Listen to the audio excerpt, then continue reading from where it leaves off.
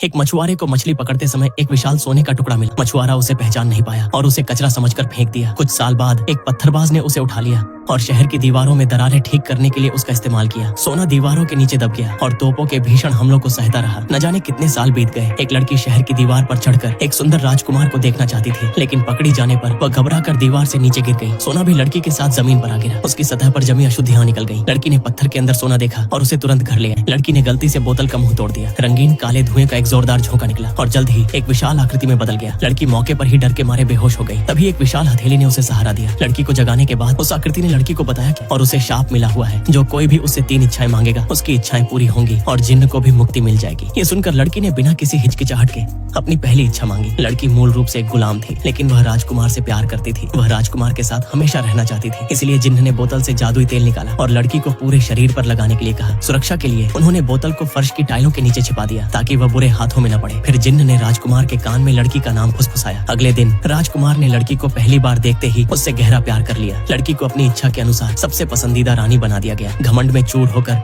वह अहंकारी हो गई, जिससे अन्य रानियों में असंतोष और साजिशें बढ़ने लगी। राजशाही के अंदर सत्ता का संघर्ष शुरू हो गया। कई शाही रानियों में से बूढ़ा राजा विशेष रूप से लीना को पसंद करता था। लीना की महत्वाकांक्षाएं कम नहीं थी। वह अपने बेटे को सिंहासन पर बैठाना चाहती थी, इसलिए उसने सुनहरे अवसर का लाभ उठाया। उसने सबसे पहले अफवाहें फैलाई, जिससे यह भ्रम पैदा हुआ कि राजकुमार विद्रोह करना चाहता है। फिर उसने राजा के कान भरे और अपने विश्वास पात्रों को धनुष की डोरी से गला घोंटकर मारने का आदेश दिया। बेचारे राजकुमार की इस तरह से बेवजह जान चली गई। राजकुमार की मौत की खबर सुनकर जिन्न तुरंत लड़की के पास आया और उसे अपनी आखिरी इच्छा पूरी करने के लिए कहा। लेकिन राजकुमार की मौत से दुखी लड़की ने कोई इच्छा नहीं मांगी और अंततः हथियारों के हाथों में पड़ गई। रानी के आदमियों ने उसे एक बोरी में भरकर समुद्र में फेंक दिया। जिन्न जल्दी से समुद्र में कूद जाता है, लेकिन बहुत देर हो चुकी होती है। उसे पता चलता है कि लड़की डूब चुकी है। चूंकि लड़की ने अपनी आखिरी इच्छा नहीं मांगी थी, जिन्न को मुक्ति नहीं मिली और उसे फिर से बोतल में बंद कर दिया गया। सूरज की रोशनी देखने के लिए जिन्न की आत्मा हर दिन महल में भटकती रहती थी। लोगों का ध्यान आकर्षित करने की कोशिश कर रही थी, लेकिन लोग उसे देख नहीं पाते थे। कई साल बाद एक छोटा लड़का जैसे किसी रहस्यमय शक्ति से निर्देशित होकर उस सुनसान स्नान घर में अकेला चला गया और उसकी नजर अंततः एक फर्श की टाइल पर टिकी। जिज्ञासा से उसने एक तलवार से उस टाइल को तोड़ने की कोशिश की, लेकिन एक बच्चे की ताकत सीमित थी। चाहे उसने कितनी भी कोशिश की, टाइल टस से मस नहीं हुई। तभी उसका भाई संयोग से वहाँ से गुजर रहा था और मदद करना चाहता था, लेकिन इससे पहले कि वे दोनों उसे खोल पाते, उनकी माँ अंदर आ गई और दोनों भाइयों को बाहर ले गई। जिन्न ने यह अवसर खो दिया। कई साल बाद तलवार चलाने वाला लड़का